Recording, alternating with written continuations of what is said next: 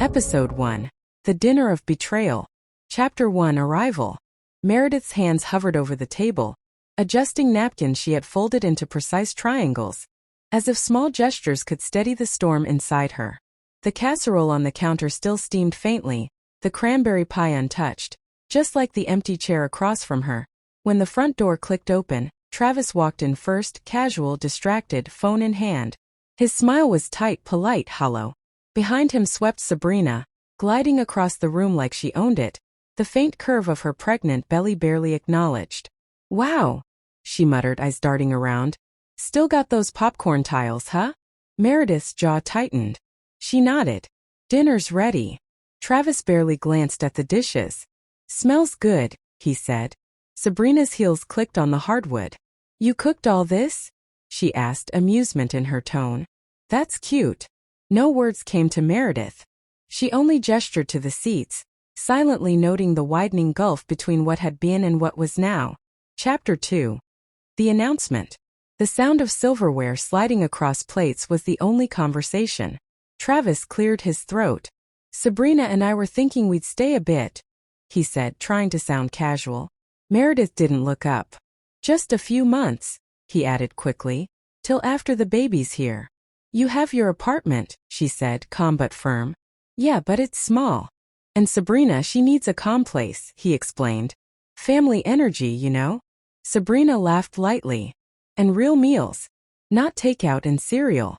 Meredith's fork paused halfway to her mouth. This was more than a dinner conversation. Travis leaned in, voice low. "Maybe you'd be more comfortable somewhere quieter. Like Skyview or a place with nurses and classes. You always liked art." The words hit like cold wind. Her home, her sanctuary, now spoken of as if it were disposable. "You want me to leave my home?" she asked, voice barely above a whisper. "Not leave, transition," Travis said, avoiding her gaze. "Or maybe help out until Sabrina's back on her feet." Sabrina's eyes swept over the counters, cabinets, and familiar spaces. "This place smells old, like dusty," she muttered. Meredith inhaled slowly.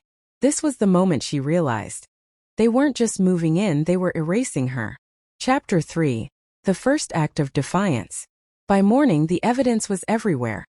Her grandmother's recipe box gone, replaced by a sleek chrome toaster. Her carefully arranged jars of herbs and dried beans had been shoved aside. The house felt colder, alien. Meredith didn't panic. She didn't cry. She walked to the pantry, lifted a torn bag of beans from the floor, brushed off crumbs and carried them to the counter. The act was small but symbolic. She was still present. She still mattered. And in that quiet, a plan began to form. The anger, the betrayal, the erasure. These wouldn't break her. They would fuel her. Chapter 4. The Call. Later that evening, Meredith sat in her favorite chair, the snow brushing softly against the windows. She dialed Skyview. "Skyview Estate, good evening. How may I assist you?" The voice was warm, steady, gentle. Meredith's resolve crystallized. "I'd like to ask about availability. A private suite. No shared dining." As the conversation continued, the scene outside, the falling snow, the quiet town, mirrored the stillness growing inside her. A life she had paused was now calling her back. When she hung up, there was no hesitation. A small smile curved her lips. "This is my choice. My life. My home." Chapter 5. Foreshadowing Karma. Travis and Sabrina were unaware that the first ripple had begun. The seed of consequences had been planted. They thought she would bend, adapt, or leave quietly. But Meredith wasn't going to vanish. She was going to rise. The night settled in. Snow blanketed the garden. Inside, the house was quiet but not empty. Something had shifted, subtle but undeniable. A power balance had broken. Meredith's mind was calm, but her heart was alive. This was only the beginning. Episode 2. Erasing Me from My Own Home. Chapter 1. Morning Revelation. Meredith awoke to the soft glow of early morning light cutting through the blinds. The house felt alien. The kitchen, once a sanctuary of scents and warmth, now smelled faintly of plastic, new paint, and store-bought prenatal vitamins. Her eyes fell on the counters, the handwritten labels on jars, the stacks of cards, the worn edges of her grandmother's recipe box, all gone. In their place were sleek containers, untouched, pristine, as if her presence had never mattered. Meredith's fingers brushed the edge of the counter, lingering on the groove she had polished countless times. A quiet fire built inside her. They weren't just moving in, they were rewriting history. She breathed slowly, aware of the tremor in her hands. No, not like this. Not without a fight. Chapter 2: Small Acts of Defiance.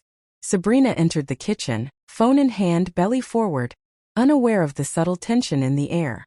"We're going to need to repaint this whole kitchen," she said, tossing a chipped mug, one Meredith had treasured for decades, into a cardboard box labeled "Donate or Toss."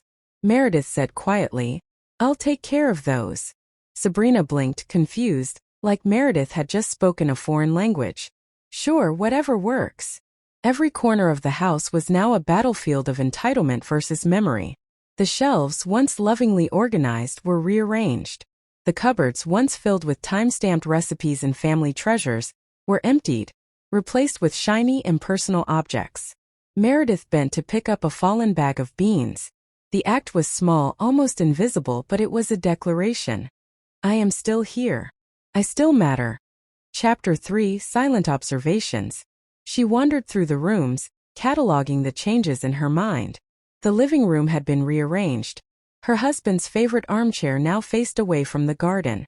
A photograph of their family in Acadia was crooked on the wall. She didn't speak. She didn't yell. She simply observed. Travis emerged from the study, earbuds in, speaking into his phone. "Can we keep it down a bit? I've got back-to-back calls this morning." Meredith let the words wash over her like water off stone. She felt the sting, yes, but also clarity. This is their world now, not mine. And that's exactly why I have to claim a new one. Chapter 4: A Visit Outside.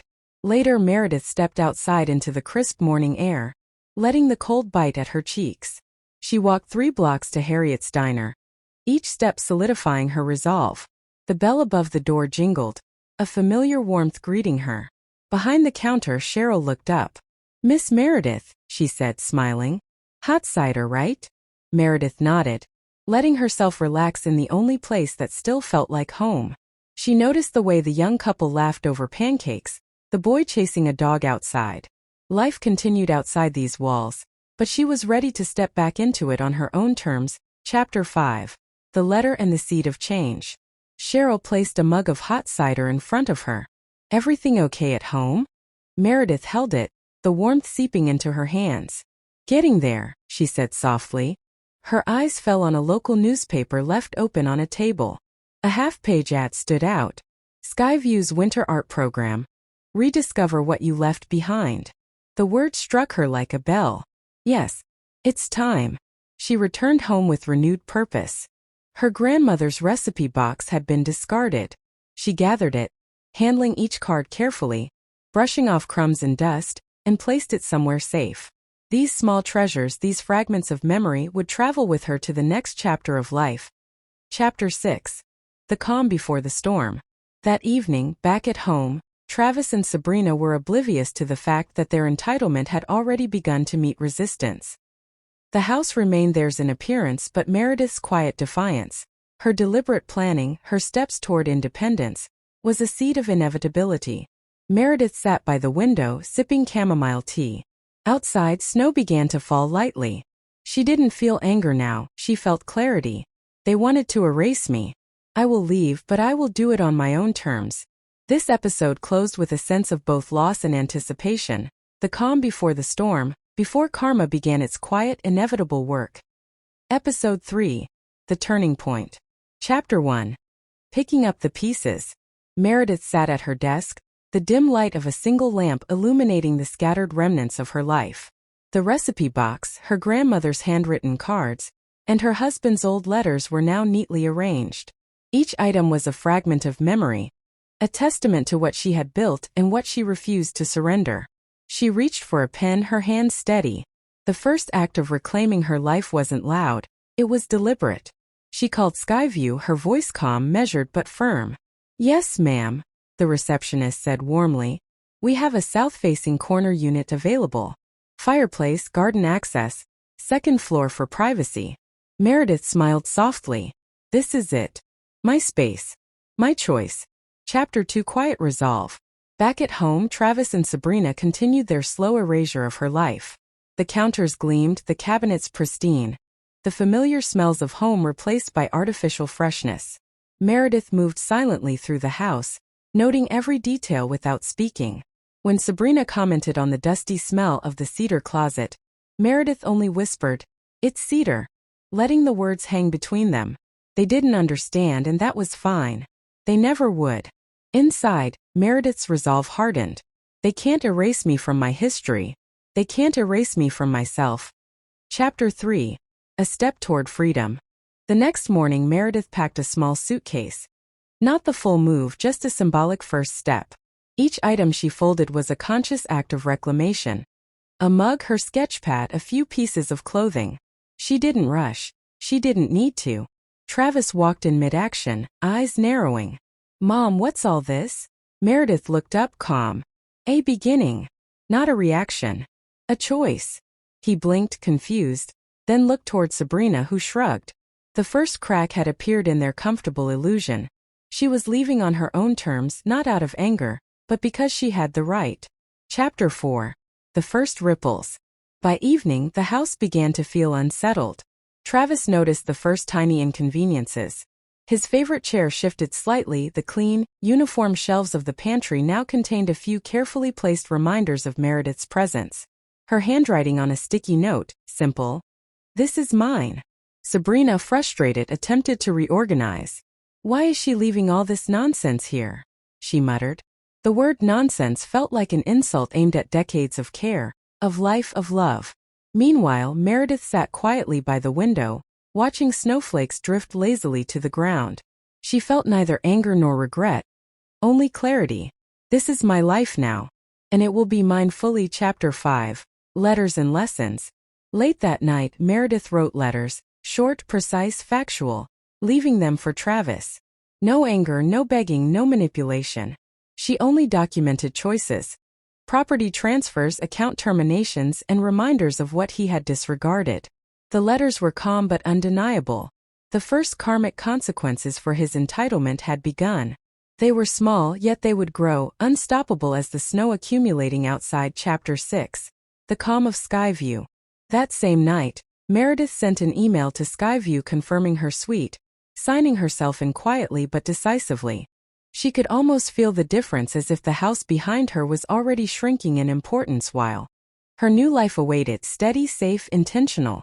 She slipped on her robe, brewed chamomile tea, and for the first time in months, allowed herself to breathe fully. Outside, snow blanketed the ground, and the house she had once called home felt both familiar and foreign. Somewhere inside, Travis fumbled with his tablet. Sabrina rearranged yet another drawer, and the first whispers of regret brushed lightly at their consciousness. Meredith, however, was already walking toward her future. Episode 4. Karma in Motion. Chapter 1. Arrival at Skyview. Meredith stepped out of her car onto the snow-dusted driveway of Skyview. The air smelled of pine and fresh snow, crisp and alive. Every inhale felt like reclamation. Every step, a deliberate choice to leave the past behind. The entrance welcomed her with polished brass handles and a gentle chime. Inside, the hallways were warm, lined with soft carpeting and framed artworks by residents. It felt like walking into a sanctuary built just for breathing freely. Dolores, waiting near the front desk, smiled knowingly. "Ready for this chapter?" Meredith nodded, allowing herself a small smile. "Yes. Finally." Chapter 2. Unpacking Memories. In her suite, Meredith placed her suitcase on the floor, unzipping it slowly. Each item was intentional. The sketchpad, the mug, the letters, and a few cherished linens. She arranged them on her desk and shelves, creating a personal space that reflected her life, her choices. For the first time in years, nothing in the room dictated what she had to do or how she had to feel. From the window, the garden stretched wide, blanketed in snow, untouched, waiting. Meredith felt the weight of years lift slightly, an invisible tether snapping, freeing her to simply exist. Chapter 3. First Day Routines. Morning brought light that filtered softly through the curtains. Meredith brewed chamomile and sipped slowly, letting the warmth spread through her hands. A faint melody from the piano drifted down the hall. She realized she could hear herself think again, uninterrupted. She explored the facility, greeting residents and staff, absorbing the small details. Hand-painted signs, carefully folded blankets, the scent of cinnamon from the kitchen. The atmosphere was deliberate, intentional, slow. A stark contrast to the chaos she had left behind. Chapter 4 News at Home. Meanwhile, back at her house, the first tangible effects of her departure began. Travis discovered that some key accounts had been consolidated. Cards he relied on no longer worked. Sabrina tried to reorder household schedules, only to realize that access to certain items, including utilities and deliveries, had been transferred. "Where's Mom's signature for this?" Travis demanded, fumbling with paperwork. "It's no longer required," a bank employee replied gently. Frustration and panic crept into their days, the first taste of consequences. The sense of entitlement that had carried them unchallenged for so long now collided with reality. Chapter 5. Establishing New Rhythms. Back at Skyview, Meredith joined the communal breakfast. She noticed a few residents observing her quietly, sensing the subtle transformation in her demeanor. She smiled, acknowledging them with calm, quiet confidence. Dolores approached with a tray of tea. "First full day, and already you feel lighter, don't you?" Meredith laughed softly. "Yes, it's peaceful. And mine." Even the small moments felt monumental. A shared joke at breakfast, a glance from a neighbor, a warm hand at the railing in the garden. Life here was intentional, full, and wholly hers. Chapter 6. Letters and Lessons. Meredith had prepared a final set of letters for Travis and Sabrina, left in an envelope with instructions, to be opened after her full departure. She had written carefully, calmly, documenting every decision she had made, every transfer completed, every boundary enforced. These letters were precise, factual, yet gentle. A quiet reminder that life cannot be controlled by entitlement. Karma, she realized, didn't need to be loud. It only needed time, inevitability, and patience. Chapter 7 Evening Reflection. As twilight fell over Skyview, Meredith sat by the window, a sketchpad on her lap. Outside, the snow had thickened, muffling sound, creating a quiet world where she could finally breathe. She sketched the garden, the distant trees, and a single orchid she had brought from home. Each stroke reaffirmed her agency, her choice to leave a life that no longer honored her, and step into one that did. The air was quiet, intentional, steady. She sipped her tea and let the moment hold her. For the first time in years, the weight of her past did not press down. It floated lightly behind her where it belonged. Episode 5. Flourishing and Consequences. Chapter 1 Morning at Skyview. The sunlight filtered gently through the tall windows of Skyview, brushing Meredith's sweet with golden warmth. She stretched, savoring the calm that came from waking without tension. The kettle whistled softly on the stove, a familiar sound, now entirely under her control. She poured water over her loose-leaf tea, inhaling the aroma of chamomile and orange peel. For the first time in years, there was no rush, no need to anticipate demand she did not welcome. Her gaze drifted to the orchid on the windowsill, blooming quietly, resiliently, like she felt inside. Chapter 2. Creative Rebirth. After breakfast, Meredith joined the art studio. Canvases and sketchbooks surrounded her, a symphony of colors and textures. Dolores moved among the residents, offering encouragement, light critiques, and gentle humor. Meredith picked up her sketchpad and began drawing again. The lines were hesitant at first, but soon her confidence returned. With each stroke, she felt the weight of her past fade. The shadows of entitlement, of family tension, of a home that no longer felt like hers. These shadows receded, replaced by light she controlled. A young artist, Nora, approached. "Your sketches, they feel alive." Meredith smiled. "Because they are mine, finally." Chapter 3.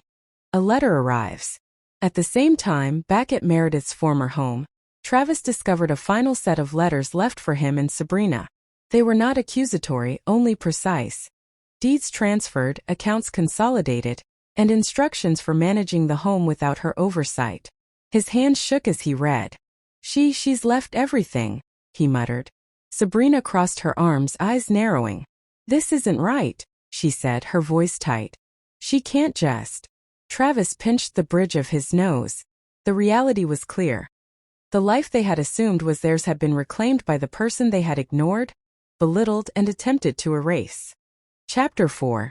Subtle Karma. Over the next days, the consequences of entitlement grew. Deliveries went missing because Sabrina couldn't figure out the new schedules. Bills went unpaid. Utilities required confirmation only Meredith had completed. Small, cumulative irritations eroded their assumed dominance. Back at Skyview, Meredith received a postcard in the mail from Dolores. Notice how quietly the universe corrects itself when you stop playing the caretaker. Meredith smiled, sipping her tea. She had done nothing aggressively.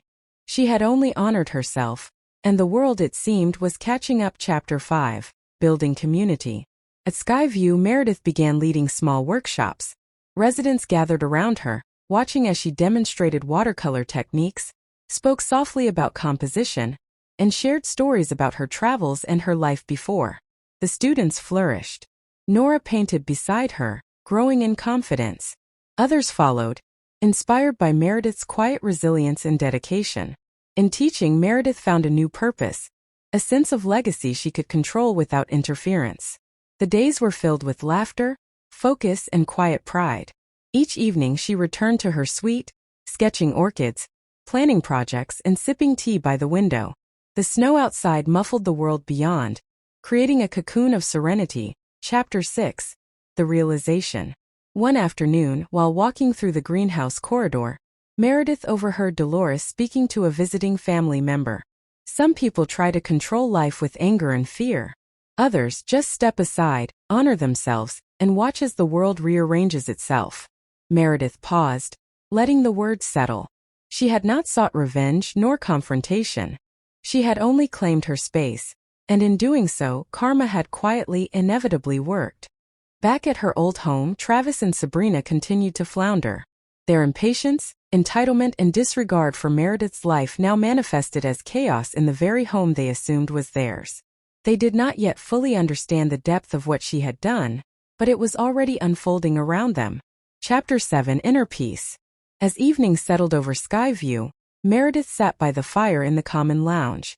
Residents played soft music in the background, and the faint scent of pine and cinnamon drifted through the air. She closed her eyes, letting the warmth seep in. She had reclaimed her life, her creativity, her sense of self. The house she left behind belonged to others now, but her peace, her freedom, her joy were hers entirely. For the first time, Meredith felt whole, unburdened, and unstoppable. She had walked away.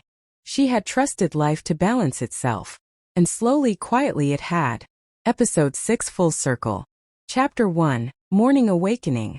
The soft sunlight filtered through the wide windows of Meredith's suite, glinting off the frost-laced garden outside.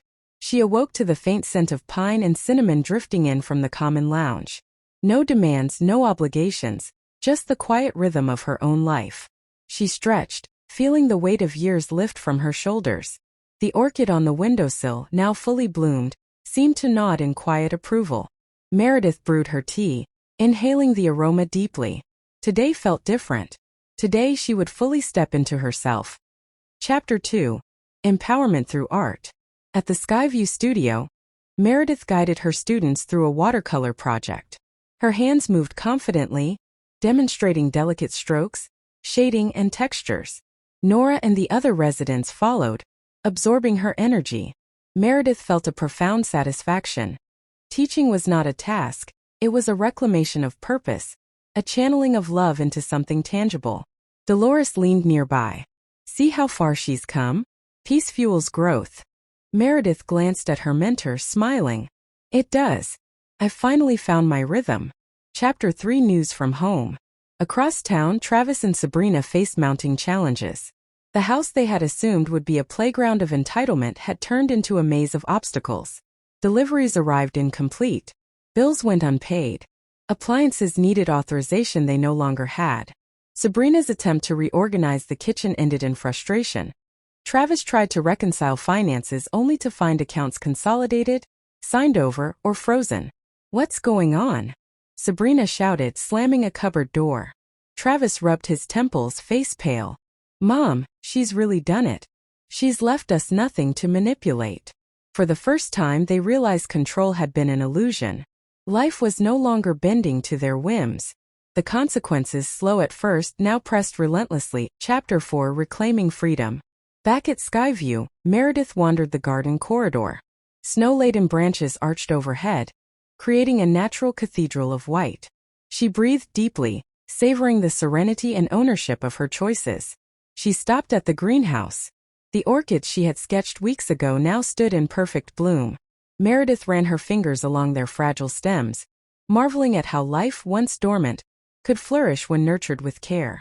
She pulled out her sketchpad, letting the lines flow effortlessly. Each stroke echoed her freedom, her autonomy, and her strength. Chapter 5, The Letter. That evening, Meredith found a folded envelope slipped under her door. She recognized the handwriting instantly. Travis.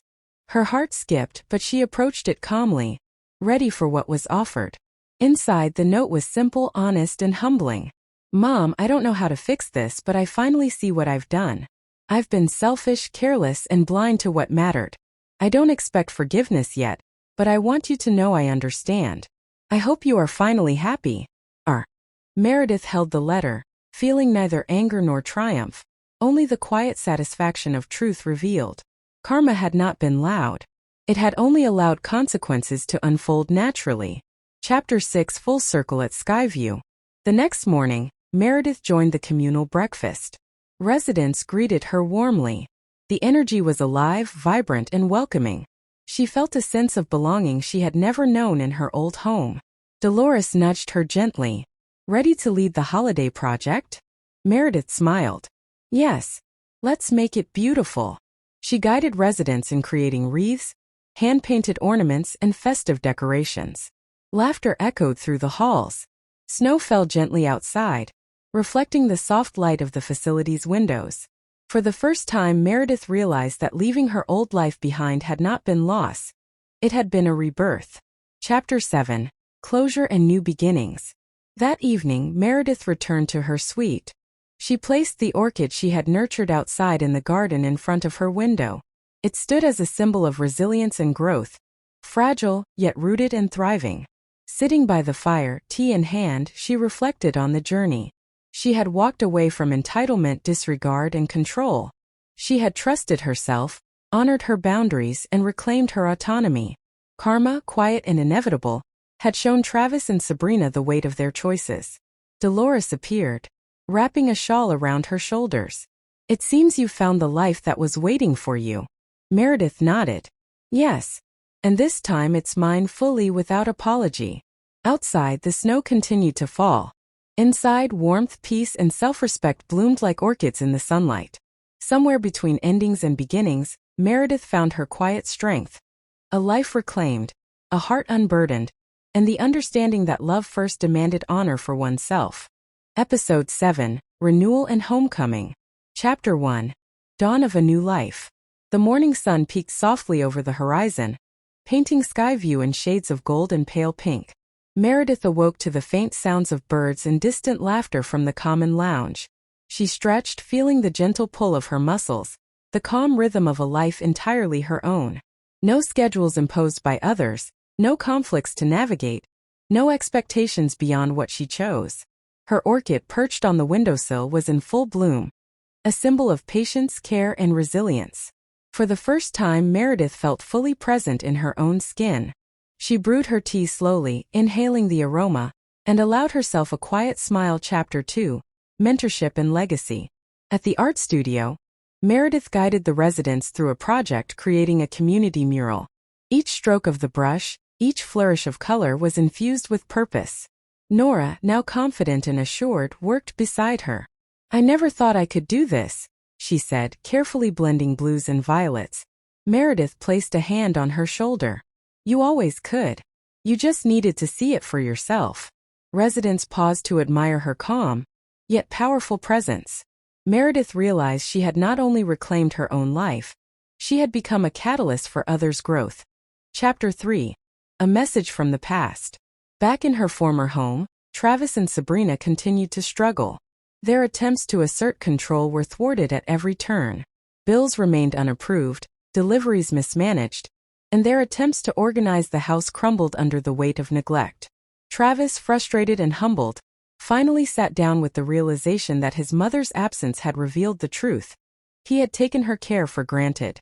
Sabrina, too, faced the consequences of arrogance, learning that entitlement could not override respect or effort. For both, the consequences of their choices had become inescapable. Life had balanced itself quietly, and the lessons were profound. Chapter 4. Peace in Routine. At Skyview, Meredith established a rhythm she had never known at home.